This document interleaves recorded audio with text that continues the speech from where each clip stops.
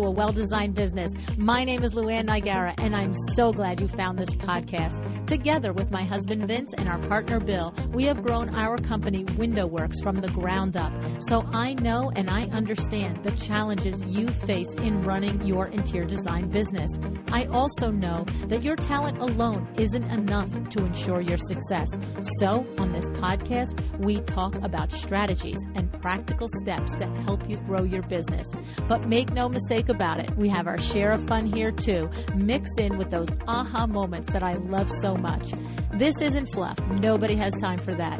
Whether you are a new interior designer or a seasoned designer, I am here to help you create and to manage the kind of interior design firm that you dream of. It's straight talk and it's action. Are you ready? Let's get started. Hi, welcome to A Well-Designed Business. It's Power Talk Friday. I have Desi Creswell with me again. Hi, Desi. How are you? Hi, LuAnn. I'm wonderful. I'm so happy to be here. I am too. I look forward to my conversations with you because you are one of those super organized people that says, would you like an outline or would you like to know some talking points? And I say, yes, I'd love to. And then I read them and I'm like, oh my goodness, this is good stuff. So yeah, I got really excited when I started thinking through like, what do I want to cover with LuAnn today? Exactly. And it got me excited. And so I just want to say, if you are new to the podcast and you haven't met Desi Creswell yet, she was originally on the podcast episode 475. Desi was introduced to me by our friend Sarah Montgomery, and I have to say it's a nice little coincidence here today because Sarah is a Chicago designer, Desi is from Chicago, and I want to give a shout out and a thank you to our sponsor Monogram, which is also has their flagship showroom in Chicago. If you've ever been to the Chicago Merchandise Mart, then you need to, if you haven't, you need to stop by at the Monogram showroom. Right there, we have Chef John, who creates the most delicious foods, and they have the most outstanding events, networking events for interior designers, where Chef John creates terrific meals, appetizers, all kinds of stuff on those amazing Monogram appliances. I want to let you know, too, that if you are in the Chicago area, you can call the Monogram Appliance showroom there and make an appointment to bring your client to the Monogram flagship showroom there and have a little tasting with Chef John or a tour and let your clients see firsthand all the things that are available to them through Monogram Appliances. So if you haven't opened up your designer trade account today, please go to monogram.com/LuAnn and you can get started and start. It's an amazing experience to be there. I encourage you to do it if you're ever in the area. Okay, now let me tell you about Desi if you haven't met Desi yet. Desi is a certified life and business coach for interior designers. She specializes in teaching her clients to become more profitable, more productive, and more confident, all the while reducing the stress and overwhelm that often come with running your own business. Desi has built 2 successful companies, all before the age of 30. Talk about go-getter. And she offers a unique blend of entrepreneurial expertise and mindset teachings.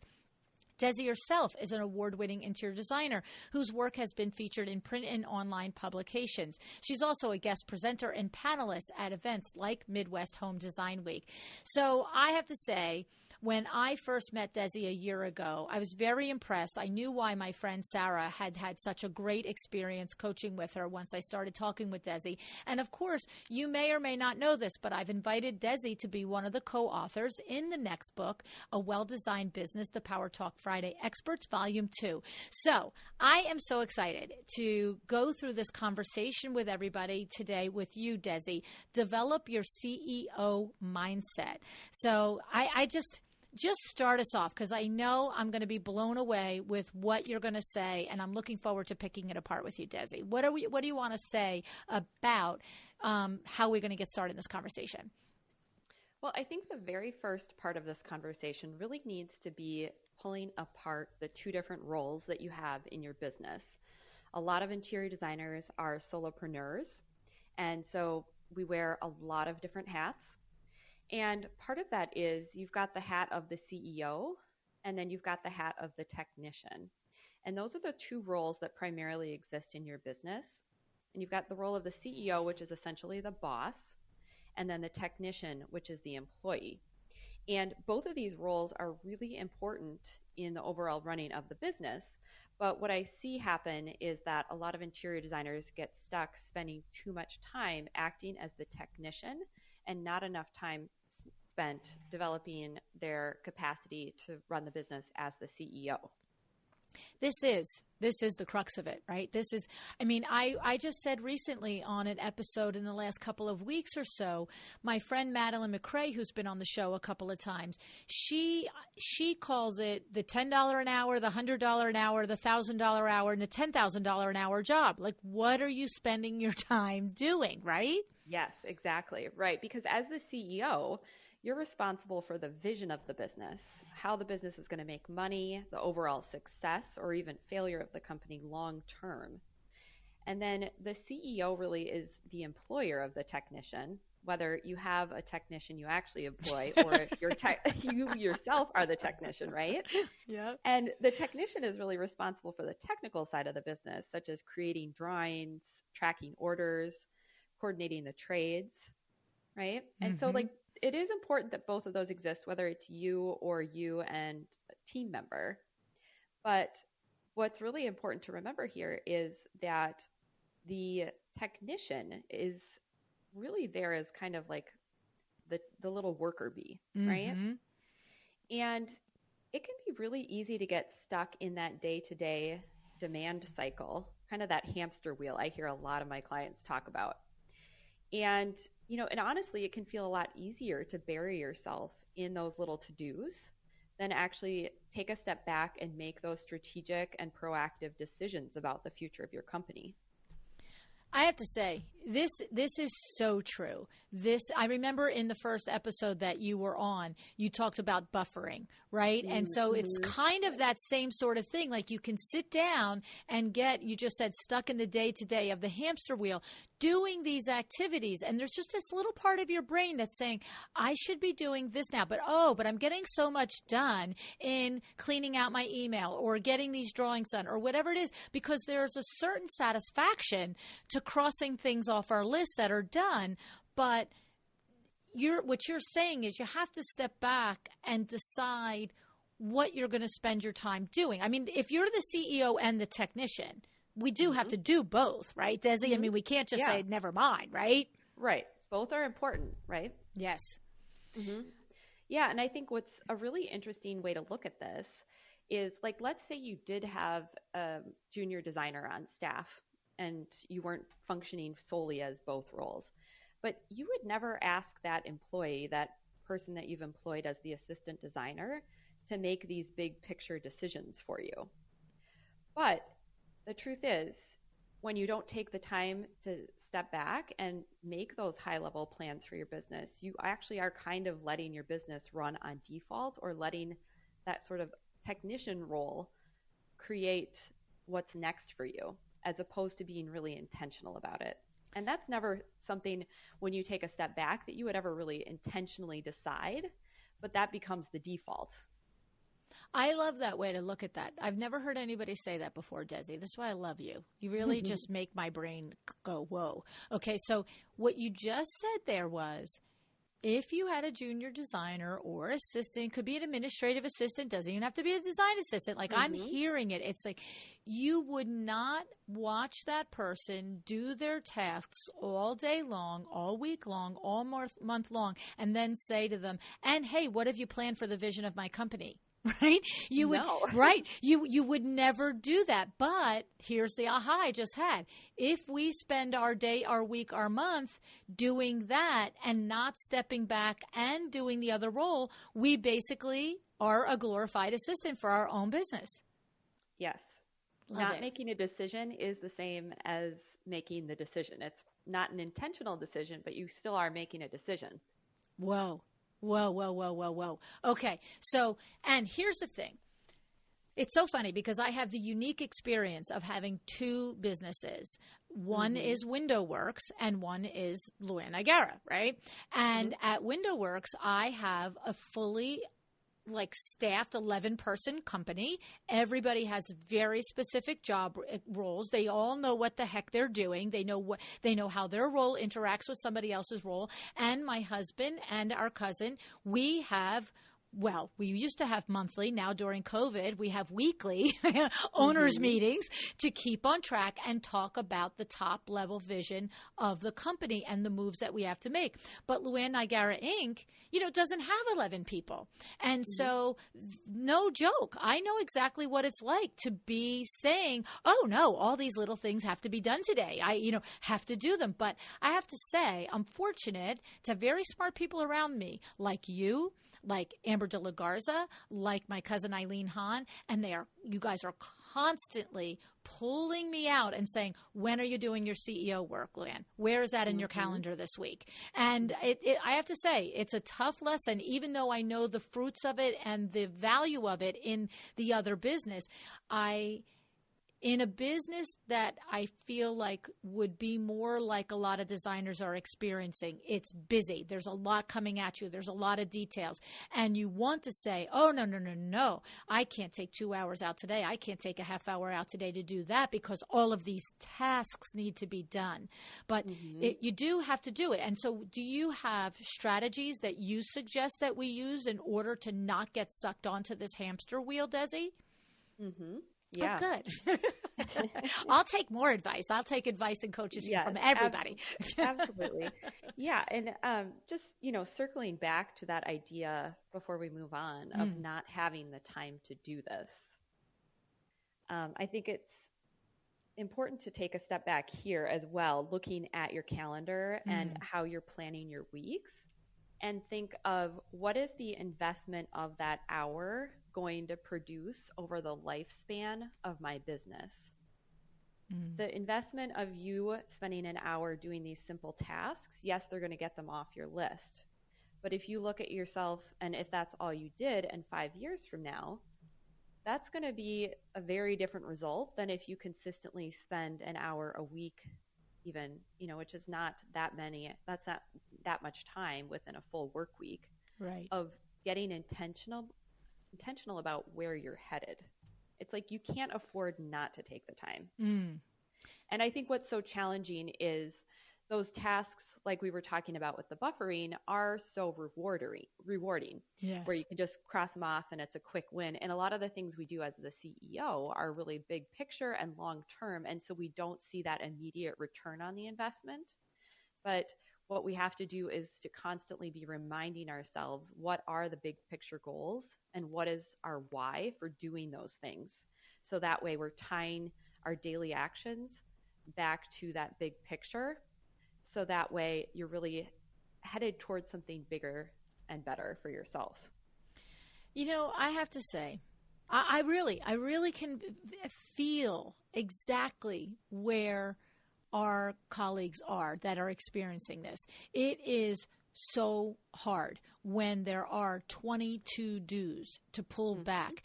And what I love is saying, what is the investment of that hour going to create in your business? And really, because for me, I'm very driven by the results. I'm very driven by it, and I'm also very driven by if other people tell me to be true, and I respect them, and I feel like I can do my research and it's proven what they're saying to some extent. I then say, okay, LuAnn, then you got to trust that person. This is that person's life's work to do this. So it would be like if somebody comes to me and says, I don't think that's a great sales tactic. I'd be like, okay, sweetie, you go read about sales for 35 years and then you tell me what you think. Like, stop. Exactly. Forget 35, 50 years I've spent reading it, right? And so the thing is that I am the kind of person that comes to this with, I hear you. I hear that you're an expert. And when you connect it to me that way, it's like when you connect it with that simple line, if you ignore this 1 hour every week for the next 5 years, what do you think your business looks like? And by contrast, if you put this hour in, even 1 hour every week, by contrast, what does your business look like in 5 years? That's a powerful statement. and it will be a powerful shift in your business. That's what I'm saying. Like, I can feel Yes. that. I can see that. I'm like, oh yeah. Right. Yeah. So and so okay, tell me, where do we want to go with this? Because my brain has two questions for you. One is strategies for really making ourselves do it and be accountable. And the other is, I also want to have a conversation for our colleagues, Des, on the types of things that we do in that hour or that time that we put aside to be the CEO. Mm-hmm. Like, what qualifies as CEO work, just so we're all clear. Sure. Yeah. I think really one will lead into the other, right? So the CEO tasks can be things such as looking at the big picture vision for your business. And when I work with my clients, I really like to approach this from a standpoint of what is your life and business vision, because although we like to think that there's work and life like they're two separate things, really they exist together. And so I always want my clients to be thinking about how their business is serving their life as well. And so there's that big picture planning of like, what ultimately do you want to create, that I think is really important for you to start to define, because otherwise you're just going to be drifting along and we don't know. So that is for sure one of those CEO tasks, is defining where you're headed, both for your business and your life. And then go ahead. No, I want to just take that apart a little bit. So when I'm hearing is, and I agree with this, if this is what you're talking about, there are seasons in our lives, right? So we could be 35 years old with 3 kids under 10 and really have one vision for our business to be an empire with ultimately, 10 or 12 people working for us and multiple designers and doing design in multiple states. But we also could have a vision for ourselves as a parent, whether, mother or father, that is there and goes to the T-ball games and shows up and does the carpooling. And so when you say have a conversation with yourself on what is your vision and your goal for your life and your business, it's okay to want the big business, but you have to work it so that it serves you within your life vision, which is, I also want to be at the T-ball games. And so that might mean that you shift the way your business looks now and you put foundational things in place so that in 10 years, when all the kids are in college, you're primed and ready for that big business that travels or that has multiple employees. Like, that's what you mean by that, Desi? Yeah, exactly. Perfect. Exactly. Mm-hmm. Yeah. And then I think another great CEO exercise to think about is taking a look at just how you're spending your time on a weekly basis and continually asking yourself, what can you delete, what can you delegate, and what can you automate? And because that's where we get stuck in that hamster wheel of tasks. So it's important to be asking, like, does this actually need to be done ever? Is a good question to ask yourself. And then, does it actually need to be done by me specifically? Right. And so part of that CEO analysis with the delete, delegate, and automate can then be, what people do I need to put in the right seats to support me so that I can be continually stepping back and moving into the CEO role and taking on less of the technician role? Okay, so this is huge. This is huge because this is what I said in the beginning with Madeline, the $10 an hour, the $100 an hour versus the $1,000 and a $10,000 an hour job. If you are legitimately spending your time, checking orders and placing memo orders and running tiles around, this really, you can collate a lot of these activities into one, even if it's a part-time assistant 3 hours a day. And that gives you that space to work on revenue generating activities and also be CEO vision related activities. Right. And speaking of revenue generating activities, I really encourage people to take a look at their to-do list from a perspective of priorities. What are the priorities on that list that are the income generating tasks, such as being the outward facing person that really is the face of your business? Oftentimes that is the case where it's you are the brand. People come to you for your specific style and because you are you. And that's irreplaceable. And that's going to be what continues to draw clients in. So you want to be taking a look at like how are you spending your time to create that visibility for yourself. That should be a priority. And what are the other priorities for you in your business, and making sure that you are aligning the way you're spending your time with the top priorities in your business. And oftentimes that's where the disconnect is. There has to be a hard look at, am I spending my time on Instagram? And is that a hamster in a wheel, or am I intentionally up-leveling the visibility of my business? Because you can't just pretend that the time you spend in Instagram is you doing a bunch of likes is not really up-leveling the brand of your business, is it? No, not at all. No, because people want to be in relationship with you. And so whether that's a high-end builder that you're trying to develop a relationship with, maybe it's you're out investing time in a local organization that you know your ideal client hangs out at or volunteers at, but you also have a passion for it. That would be an amazing way to spend your time, much better than liking things on Instagram. Right. And if you are going to do the Instagram, then it is have that step back CEO strategy for the visibility, right? Not Absolutely. just the mindlessly saying, I don't get any clients from Instagram, but really all I do is I post a picture and I like other people's pictures. Like there has to be a bigger strategy for visibility and engagement, and for having people, to your point, really learn who you are and who as a person, you are as a person. Right? Yeah, because I'll hear from clients, well, it's not working, whatever their marketing tactic is. Well, but how much are you actually working it? Right. You're not going in and liking some things is not really investing in Instagram as a potential platform to increase your visibility. Right. And I think that's part of this CEO mindset, is really starting to take full responsibility for the results that you create in your business.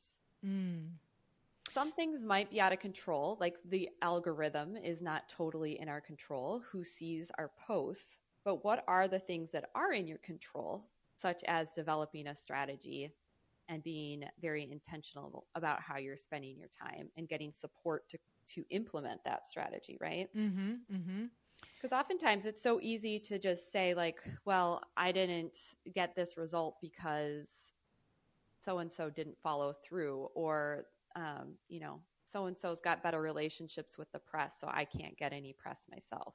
Right. But like when you start to think, how did I create this result for myself? And if I'm the one responsible for the results, then what do I do? If I want a new result, what do I need to do? I love that. I mean, what's the Einstein thing? Why do you keep doing the same thing and expect a different result, right? I mean, you have to have that moment where you just say to yourself, this is not working, and I might have to stretch my brain. I might have to stretch my comfort zone. I might have to do something that feels risky or anxious, but I gotta get out of the box and do something different than what I've been doing if I'm not getting the results that I want. Absolutely. And I think it's so important to not look at it from a place of judgment, but to really get curious and creative about, well, if I am responsible for this, what can be possible now? And take, for example, we've been having a lot of conversations around LuAnn Live and the book. And obviously there's been some shifts in what is possible now from a logistics standpoint. But what has been really amazing is you, as our leader, if you will, have been taking a look at this as what's possible now because of this. Right. Not from a place of there's less opportunity, but that there's actually more opportunity to be had. And I think from these conversations and kind of the constraints of our global situation, LuAnn Live is going to end up being even better and even more valuable and exciting than it would have been had these circumstances not presented themselves. That's an awesome example, Desi. I appreciate you bringing that up, because the truth is there are so many things that are out of our control in regard to planning LuAnn Live. And, here in New Jersey, New York, we're a huge hot spot. And, of course, this is where LuAnn Live is. And 2 months ago, when I first started to mention to a co-author, or a previous co-author also was a significant conversation, that I thought I didn't think I could do it the way I did it the first time. It was so like the sigh of disappointment literally filled the phone. I was like, oh, you know what I mean?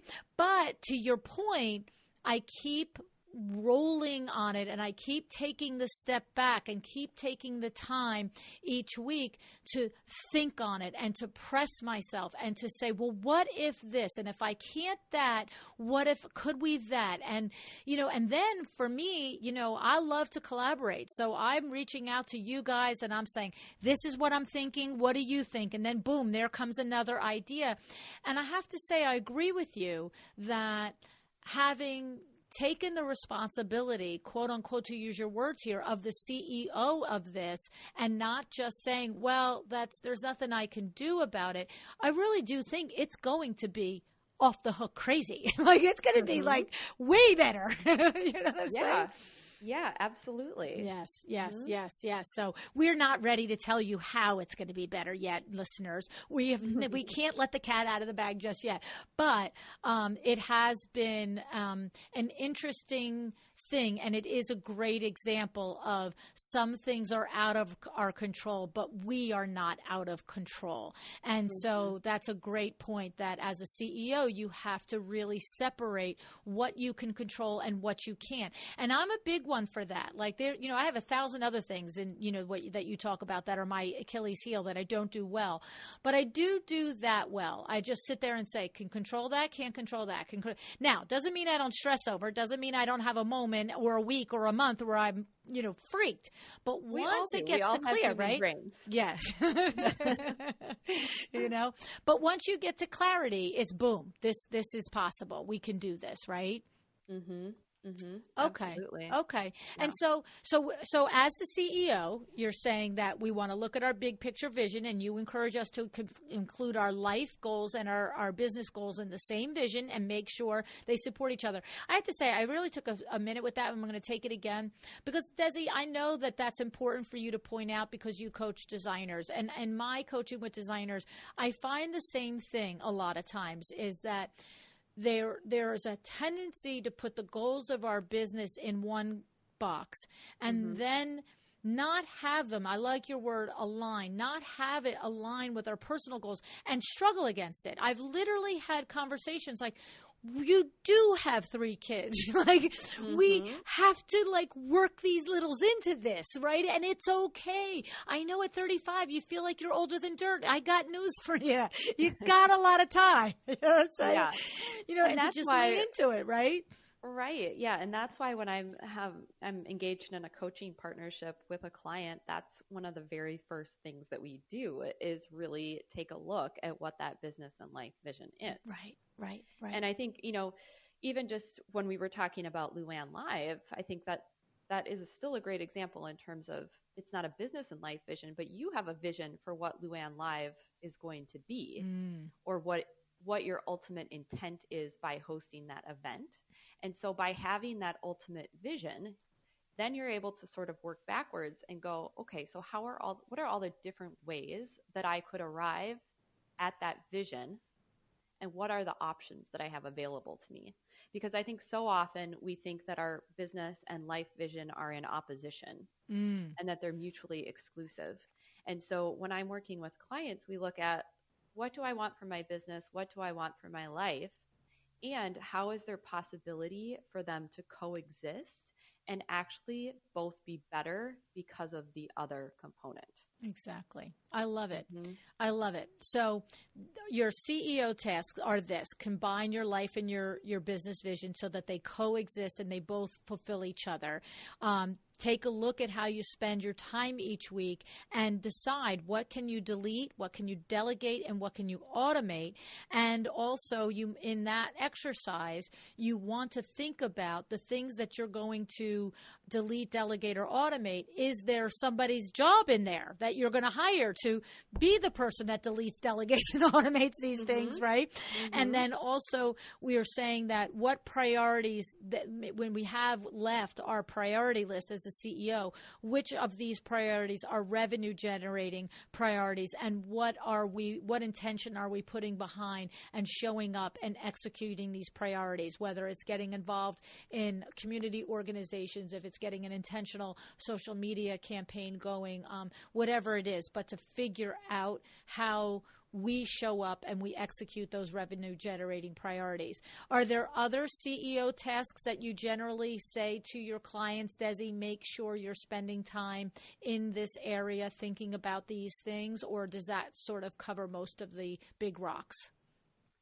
Those are the main ones. I think one of the things I'd like to just point out about some of that recap that you provided is that ultimately when you're doing that, you're strengthening your relationship that you have with your business. And relationships are really just thoughts that we have about someone or something else.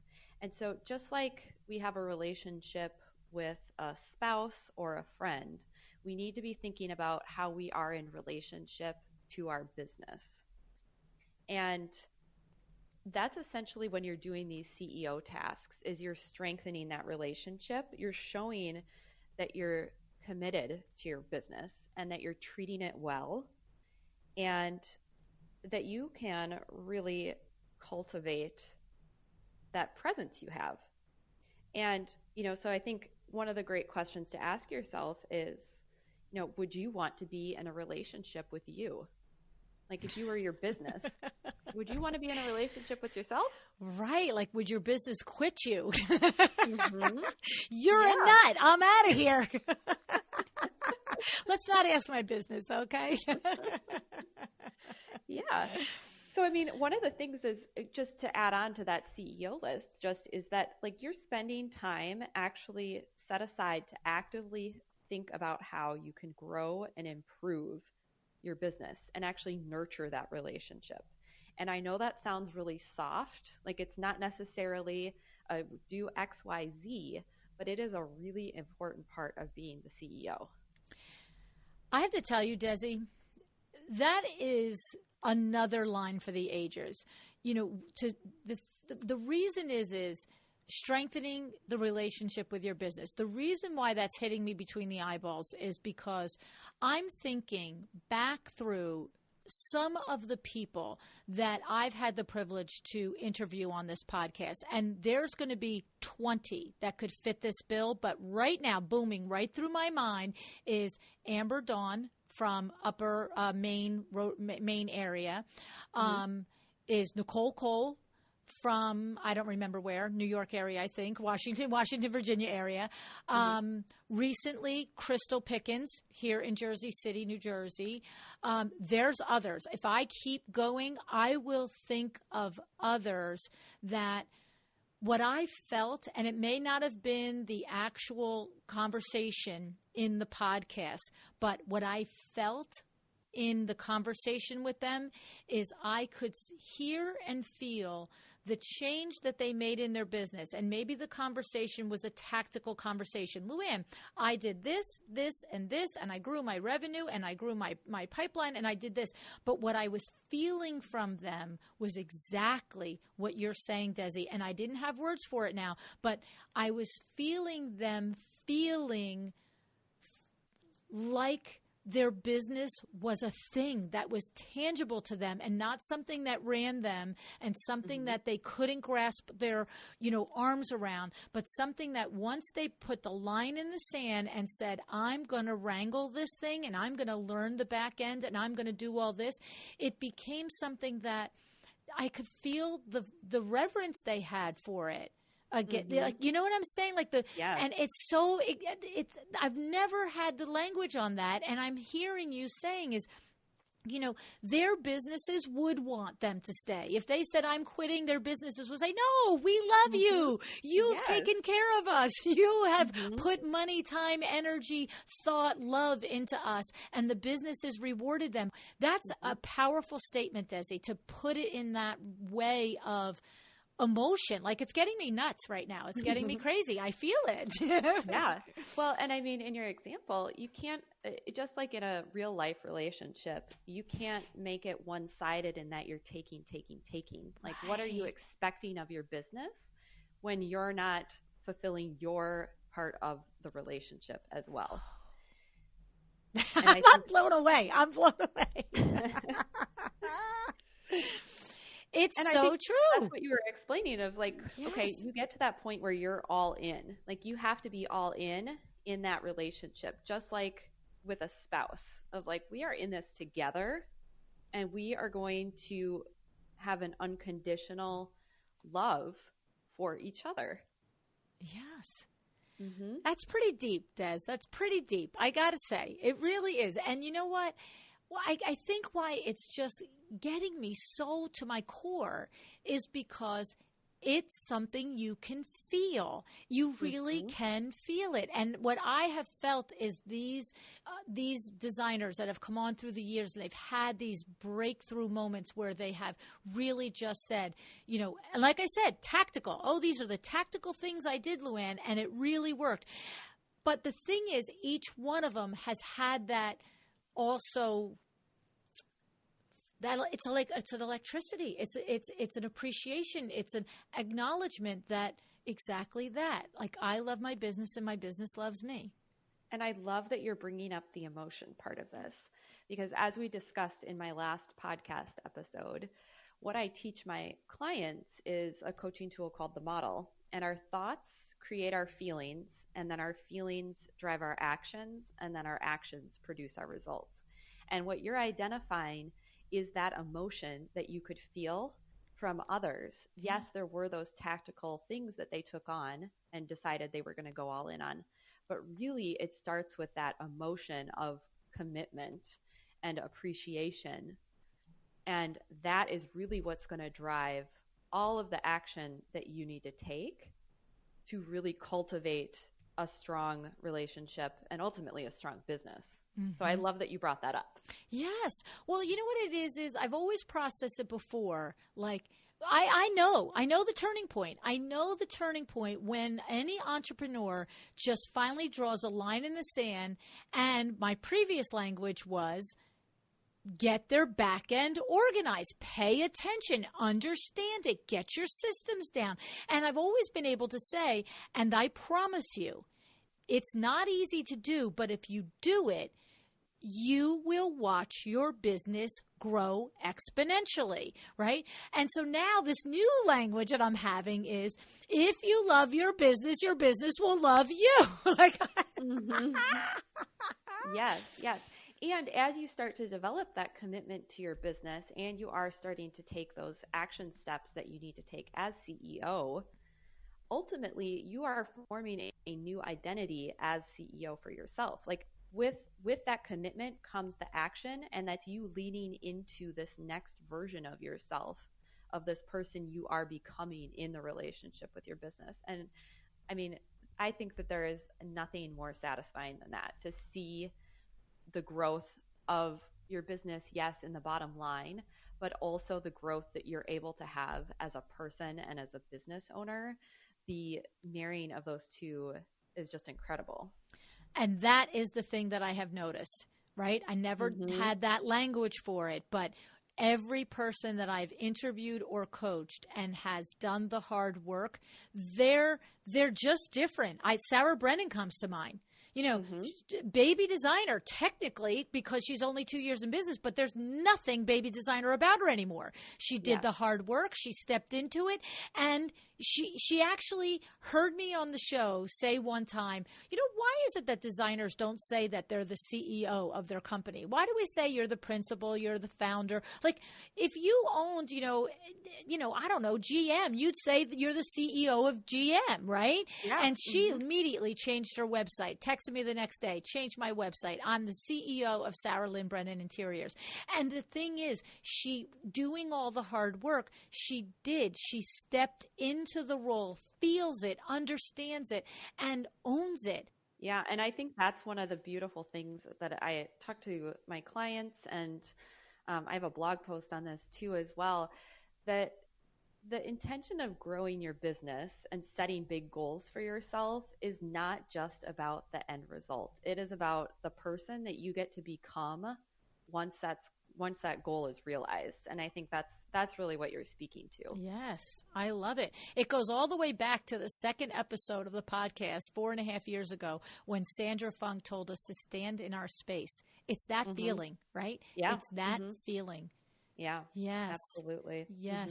Desi, I have to thank you because we have understood it from a tactical, technical standpoint that when you do the work of getting your business systemized so that it is a duplicatable process that you can teach others, we know that the transformation happens and the pride happens and that we know that we are the master of our business. But attaching that emotion to it and really understanding that it is something else that happens to us internally, that we've strengthened the relationship with our business, and therefore we've strengthened our identity with ourselves as the master of our domain, right?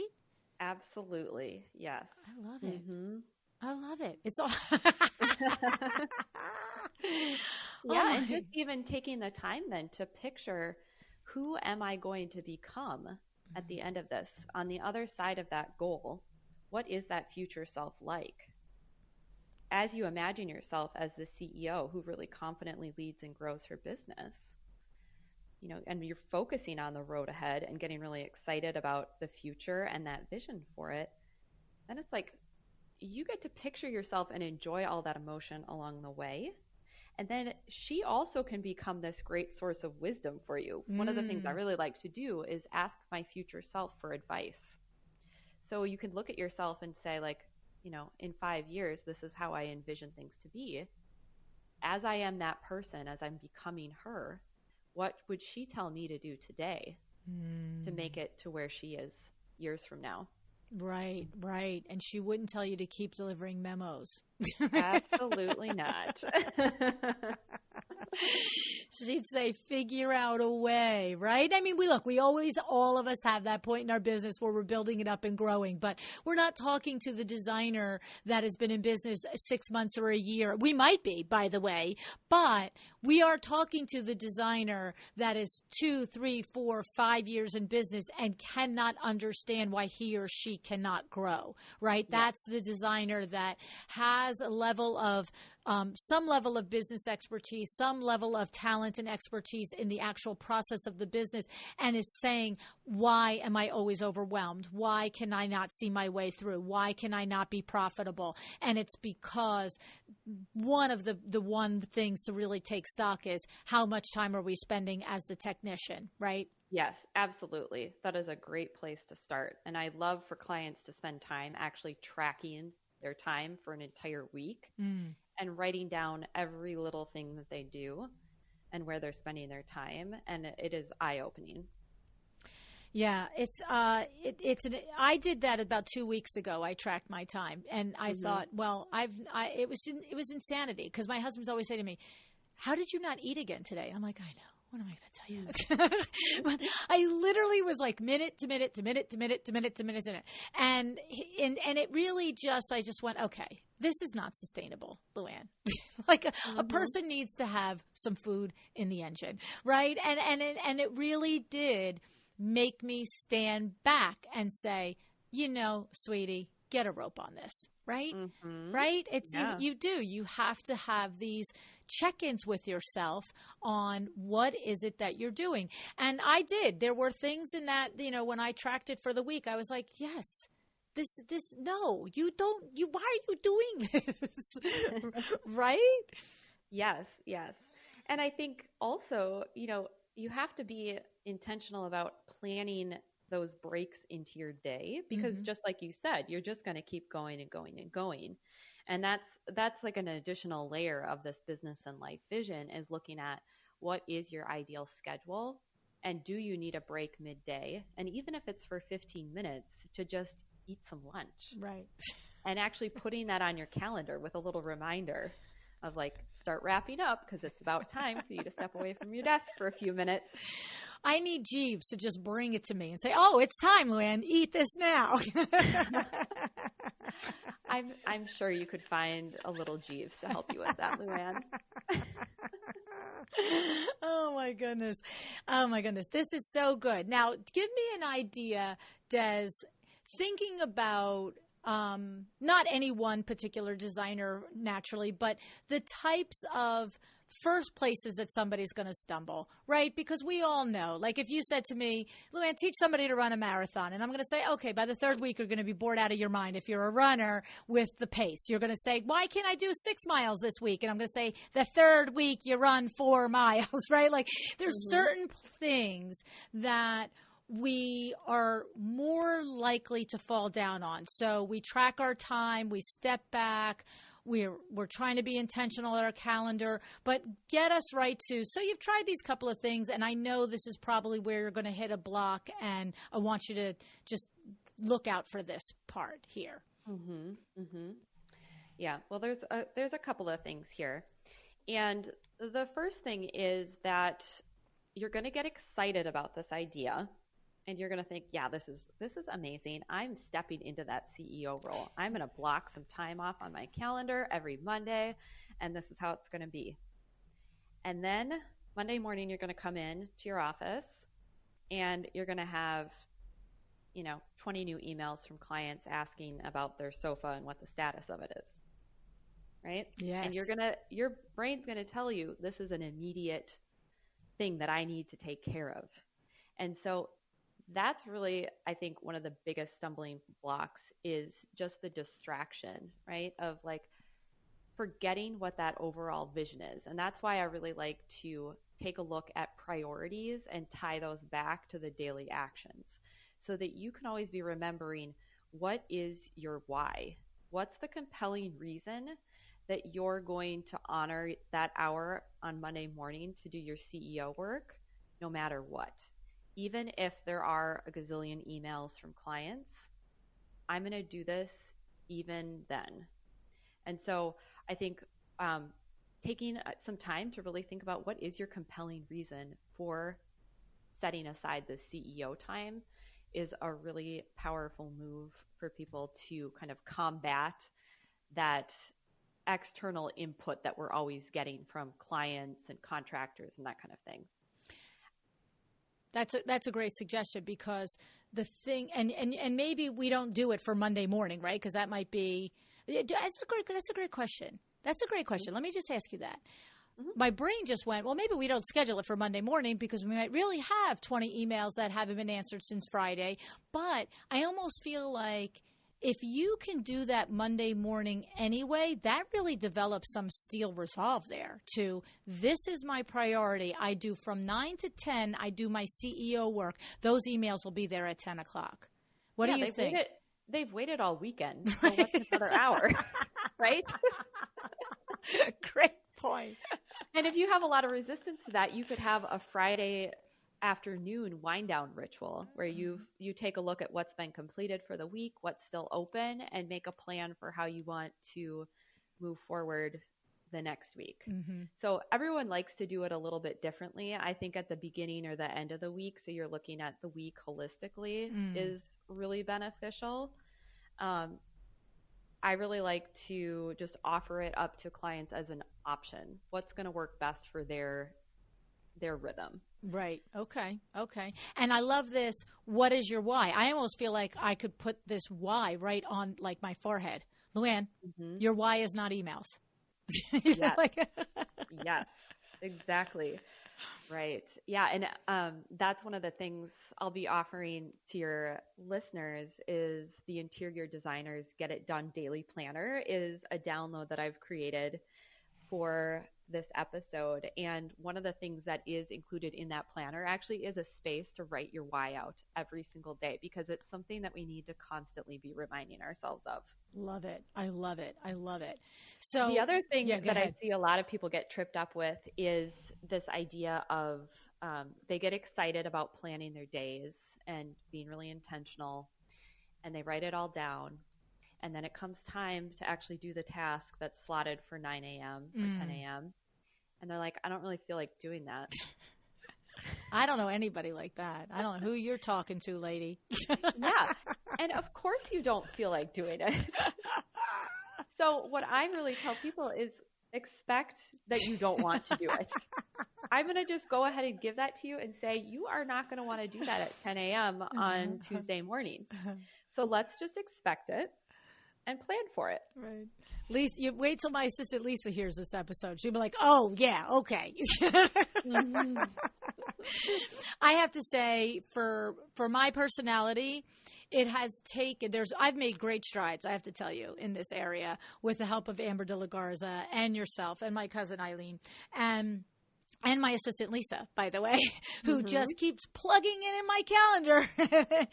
But the thing is that it's never going to happen if we don't intend it to happen, if we don't put it in. And I think what I'm talking about now is I'm all day long spend time on the big picture. I love the big picture. For me, it's like, oh, LuAnn, you actually have to do the little things here. And so when you say you collect them and you put them in your calendar for that particular day to task them in a particular time, for me, I'll just share that if you also resist that is – it goes in the calendar every single week to do the things that I don't like to do. And some of them are technician type things that at this point in the growth of my company, I am the only one who can do. And we're making moves. You're always going to have little growth spurts in your business where you're going to, it's almost, you know what I feel like it's like, Des, you tell me if you feel the same way. I feel like it's like when you start out and you charge $85 an hour and then you go to $125 an hour. And what happens is when you go to $125 an hour, you were so afraid to go there because you were going to leave behind, like your customers, your clients weren't going to call you anymore because you were too expensive. But what we always teach designer is, right, but there's a whole new group of 125-hour clients who will call you, and don't worry about the 85s that don't call. And then when you go from 125 to 175, it happens again. Oh, wait, there's a whole new group of people that are looking for a $175 hour designer, and I don't have to worry about leaving the others behind. And so for me, these technician versus CEO tasks in a solopreneur business, it's that same sort of a growth. It's like you have to keep pushing and realizing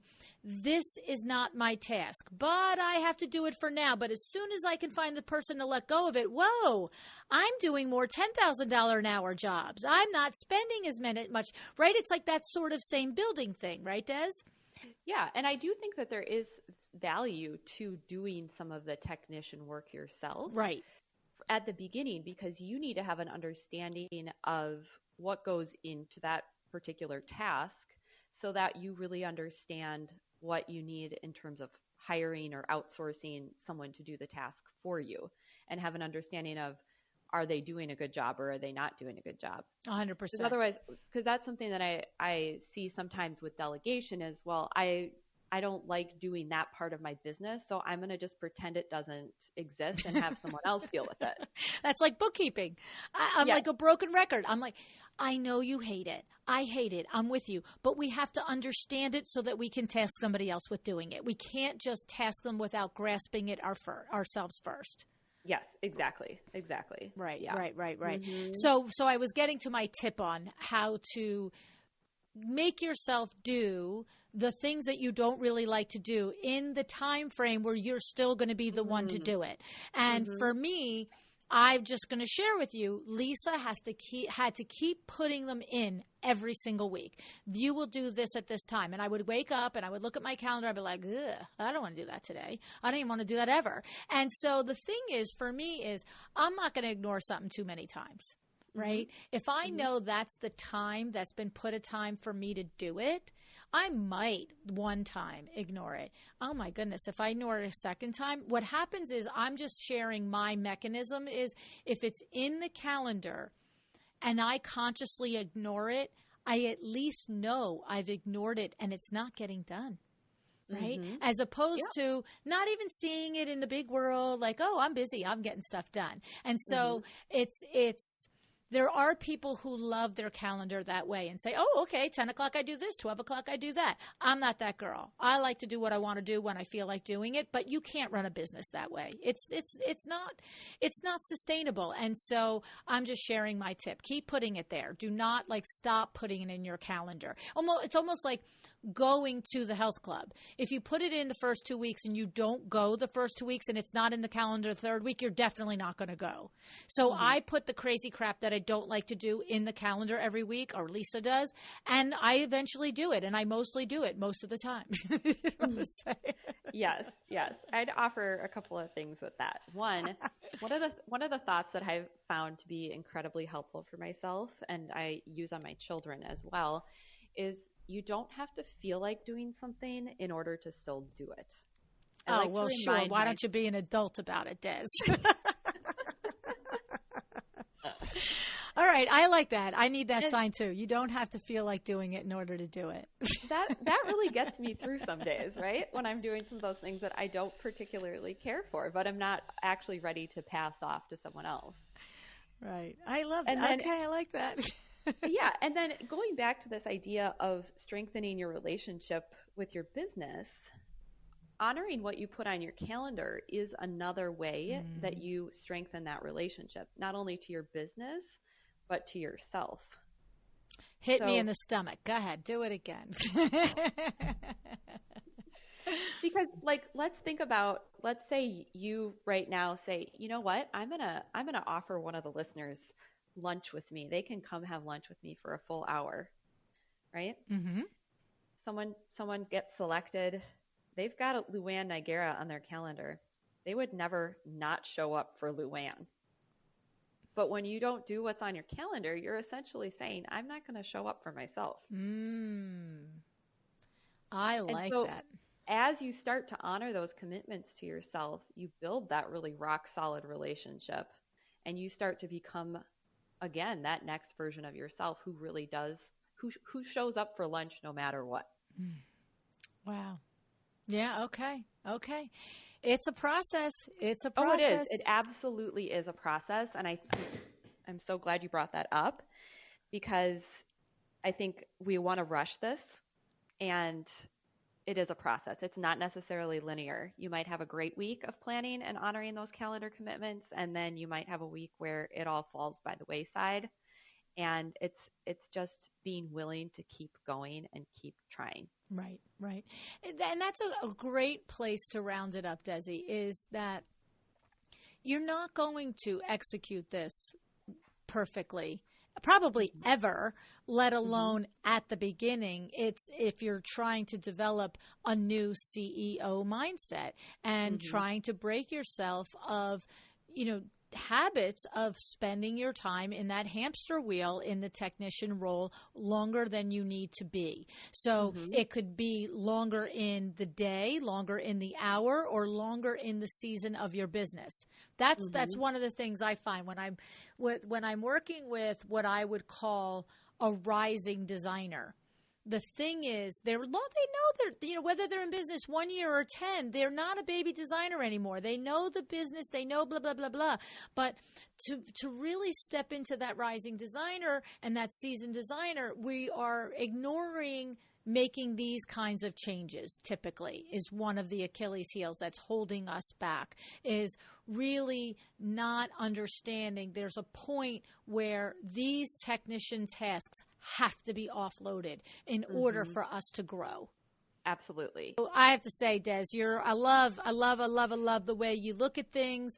It's the very first time I met you. I don't know if you remember at the phone call that we had. I remember thinking, everything you do is literally, it has the analogy, it has the parallel to the straight up business conversation, but you tap into it on that cerebral, emotional, aspirational level. And you just did it again today. You really did. And that's what, yeah. And I love that about you, Des. I do, because for me, I live in that world. I live in that space. My head, loves that space, but it's so nice to have those reminders of remembering to come back and tap into that emotion part.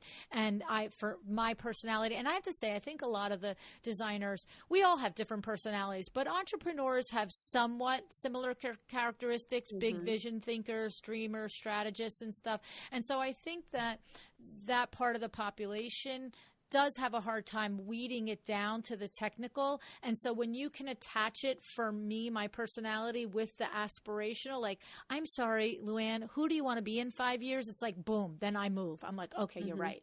What am I doing? Yeah. So, yeah. And I think then the how becomes so much more clear.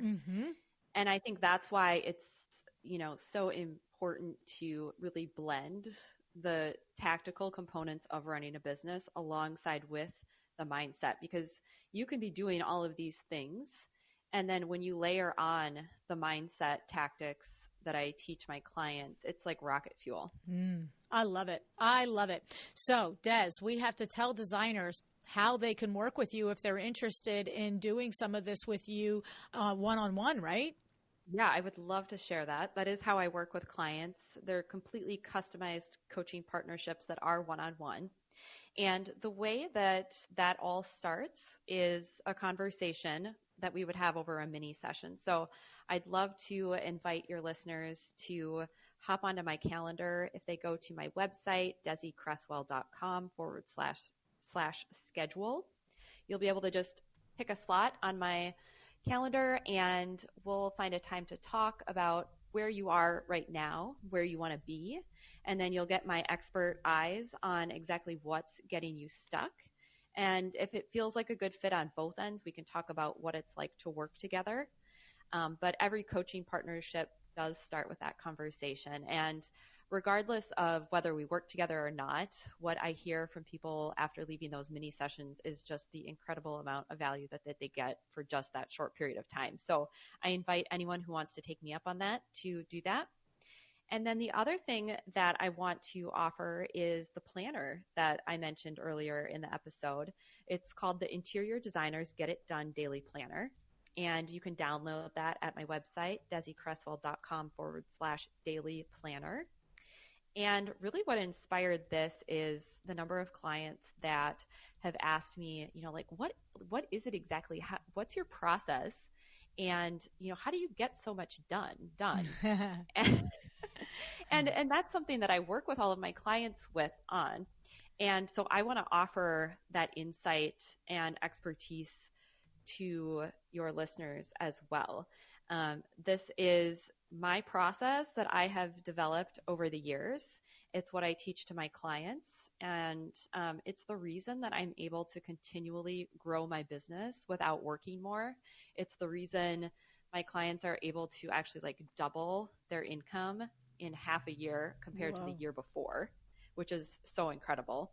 And it really helps you get focused on what all those tasks are that you have to complete, helps you figure out what your priorities are in your business.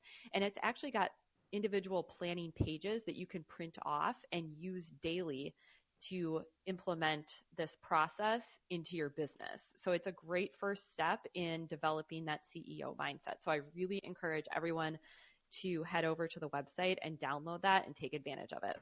That's remarkable. I mean, I hope your website can handle all the hits it's going to have. Tell it to get ready and stand up straight. Yes. And then I want everyone to tell me how they're using it and how it's going. I really want to empower people to take back control of their day, because this process that I teach in the download is literally, it will take you 15 minutes at the beginning of the day, and it's going to save you hours of time. Wow. That's amazing. I'm gunning that. I'm just going to tell you. Oh my goodness, Love Desi. it. I tell you what, you are a rock star. I love every time you come onto the show. We'll see more of you in the next coming, the rest of 2020 into 2021, because we have our book coming out in November 2020, and we have LuAnn Live coming that we are keeping under wraps just for now as we figure out the new and improved LuAnn Live based on having to bust our brains and stretch our minds to figure it out. Right, Des? Mm-hmm. Absolutely. All right. Well, thanks so much for joining me today, Desi. Oh, my pleasure. Thanks for having me on, LuAnn.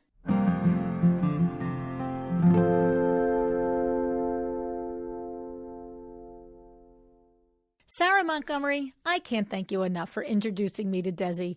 Desi's advice just gets right to me. I love the way she describes exactly how to break through old habits that we can fall into. And I also love how she presents her ideas that are twists on the same things, but new ways of looking at them. And at one point, she hit a nerve with me. And right after I tell you about our show sponsor article, I'm going to tell you about that nerve. It's been more than 2 years now that I have been telling you about Article and their Scandinavian-styled mid-century furniture. First, that right there deserves some recognition, doesn't it? Article has been investing in this podcast for over 2 years. Think about how many outstanding guests have taught you something in 2 years. That's pretty awesome. So I hope by now you have opened your trade account at welldesigned.article.com. The other thing is, have you listened to episode number 301 yet? If not, I encourage you to do that after this episode. In episode 301, I talked with Duncan Blair, Article's Director of Marketing, and about all the details of how having a designer trade account can help you on your next project. Believe me, I grilled him on stock, on lead times, on delivery protocols, and on who helps you if you have a problem. He answered everything I asked from A to Z. Check it out today, number 301, and then go to welldesigned.article.com and get started. Okay, so where did Desi hit me between the eyes? First, let me tell you a little bit of something about me. I am results driven, meaning I will forego things, endure things, and revise things that I do if I can see, whether I like it or not, that by doing a certain thing or a certain way will get a result that I'm after. Okay, and I have a small, silly, but I think telling example of this. Okay, of course, it manifests itself in all ways of my life, but this one small, silly thing really exemplifies it. I cannot stand the taste of coffee. No, I cannot stand it. I don't like coffee ice cream. I don't like mocha ice cream, and anything that has the taste of coffee. I just can't stand it. Yet, I have a cup of coffee every morning, right? Why? I mean, that's a little crazy, right? Because one cup of coffee just gets my brain in run mode. Okay, it doesn't make me jittery, doesn't make me a lunatic, but it's just like, okay, somebody turn the lights on, let's get going. And so the thing is, you might say, well, Lou, there are other ways to get the lights on in the morning, right? Well, here's the thing. I don't want the added chemicals that are found in drinks like Red Bull and Monster and things like that. That's not acceptable, all right? By the way, I'm no saint. I used to drink that stuff, but I'm just like, no, we don't do that anymore, okay? The other thing is, I can't drink tea on the regular. I was a tea drinker for 30 years. And then all of a sudden, it really started to stain my teeth. So much so that my dental hygienist was like, I'm sorry, you're done with the tea. This is way too much work for me every 6 months. And so what am I left with? Coffee. So even though I can't stand the taste, I get the results I want, and therefore I drink a cup of coffee every day. Okay? That's results driven, and it doesn't make me anything better, worse, whatever than anybody else. It's just how my brain clicks. Okay? If I can imagine the result I want, and I can figure out how to get there, whether I get there happy and comfortable or uncomfortable or miserable, if that's the way to get there, I'm going to do it. And that's just how I function, right? So what does this have to do with the show? Today, I had a gut reaction when Desi said, what would your 5 years from now self say about how you are spending your day today? That hit me between the eyes because I pretty much know what I want to be doing in 5 years from now. But paying attention to it every day, it's like I know when I get up in the morning, in 20 minutes, I want the coffee to turn the lights on. So I drink a cup of coffee that I don't like. But if I know what I want to be doing in 5 years from now, what am I doing today that is going to make sure that happens? You see? And that was a light bulb there, okay? Now, to be fair, changing work daily habits is a lot harder than drinking a cup of yucky coffee every day, okay? However, based on speaking with Desi and learning what she said, guess what I do now every day? I at least ask myself throughout the day, what will your 5-year self say to you about this day? Okay? Because when I do that, I can catch myself right in the moment. I'm like, your 5-year-old self from now is going to kick your butt. Like, stop doing this. Or she's going to say, you're so good, Lou. You're so amazing. Keep doing that. Okay? This is how you break habits. This is how you change what you're doing. You must have something that speaks to you, that drives you, that motivates you. So for you, it might be like my friend Vita, right? Our WTF episodes. I didn't ask her this, but my guess is she probably has a to-do list every day. And she probably, if I guess, takes great pleasure in creating the list and checking it off. Me, I don't like to make the list, and, I like checking it off, but not enough to do it. It doesn't get me going.